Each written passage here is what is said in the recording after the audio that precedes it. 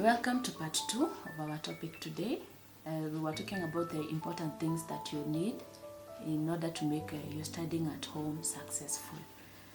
So apart from the reference books, the notebooks and the clock, you may also need some computer or internet for those ones who are having some online lessons or sometimes for research. Probably your parents could provide you with this. If they are not able to provide you with this, you can see how you can improvise. You can ask those who have them probably to be downloading and they can send them to you. Then you may need you need to become a very good time manager. So here the skill of time management will be very important for you. You realize when you're studying at home, there are no bells. So no one is ringing the bell to tell you that it is now time to change from one lesson to the other. There is no teacher on duty following you. There is no one following you. So it's about you managing that time. So you have to be a very good time manager. If you're poor in that, then you have to start working on that skill. Then you also have to have a very high level of self-discipline. Self-discipline will apply especially where you need to do a certain subject and your attitude is not so good in that subject. For example, those who don't love subjects like humanities, and probably anytime you realize that a subject that you're supposed to be taking at that time is a humanities subject, most of the time you'll find that you may feel like foregoing that humanity and taking up a subject that you like most. So self-discipline here will really apply. And also self-discipline will help you to overcome temptations like maybe your friends are calling you, they're encouraging you to do something else. Maybe they're telling you to watch a certain movie, or maybe that's the time they want you to chat, and at that time you had scheduled to be taking a certain subject. It's not your chat time. So you have to have that self-discipline to be able to overcome such kind of behaviors.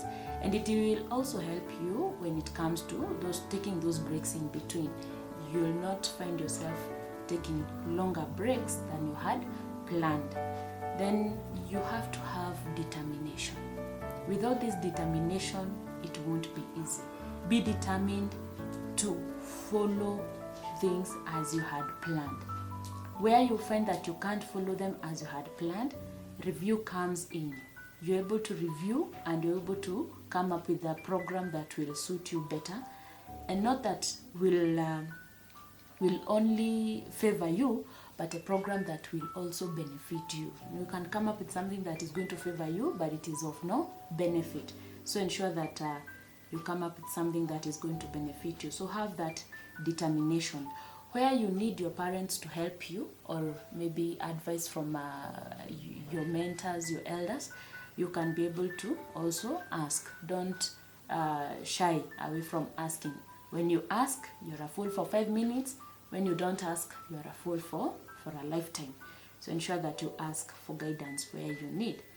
And then parents also are supposed to come in here. So as a parent, you have a few responsibilities that you're supposed to take up, and especially if you're a parent to young children who are also supposed to take studies from home. So as a parent, you need to set up a homework area. So parents, you also have responsibilities. So what is our responsibility as parents in helping the children to study from home? So ensure that you're setting up the study area. Remember, these are young kids. They can decide to study from their beds, which will encourage bad behaviors like sleeping during study time. Ensure that you also set up study routines. Let them know that they're supposed to be studying between this time to that time. Then ensure that you help them to set their priorities. You know, children are fond of playing, so they could be tempted to start playing before they start studying, or sometimes watching cartoons. So ensure that you help them to set those priorities, that study comes before this. Let them know that playtime comes after this time and all that. Then ensure that during the time when they're taking their studies, the TV and the radio are also turned off. This will help them, this will give them maximum concentration that they will need at that time. Parents, ensure that you're also supervising their work. tell you that they were doing mathematics, please take time to check whether they really did that mathematics. You can also assign them some of those works. Then encourage them and motivate them. When they've done something nice, let them know that they have done something nice and it is commendable. This will motivate them to continue keeping up with the same tomorrow and those other days to come. Where you need to consult their teachers, I think you can still be able to reach them via their phones. You can be able to ask them a few questions here and there, and especially something that maybe you're not able to understand, so that you don't go overboard. Then let them know the reality, convince them of the reality that you are in today, that they now really have to take their studies serious at home, whether the teachers are going to mark them or not, because the situation demands them to do so. So let them know the reality and convince them. Then also provide what they need to make it a success.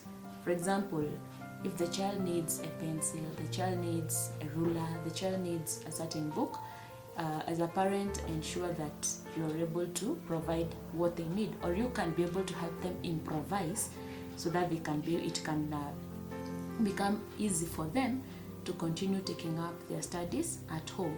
And lastly, parents, let us not forget to maintain discipline of our children. It has been, we've been used to sending them to school. Sometimes we go complain to their teachers, but right now we are the teachers and we are the parents back at home. So can we take full responsibility of ensuring that their discipline is at par? Let us also take the full responsibility of ensuring that we are training them through example. Whatever we are doing, they are learning from us. So you will not expect your child to wake up early, get organized, when yourself you're waking up very late and you're looking so disorganized. So parents, let us lead from the front. So I hope that those tips will help you.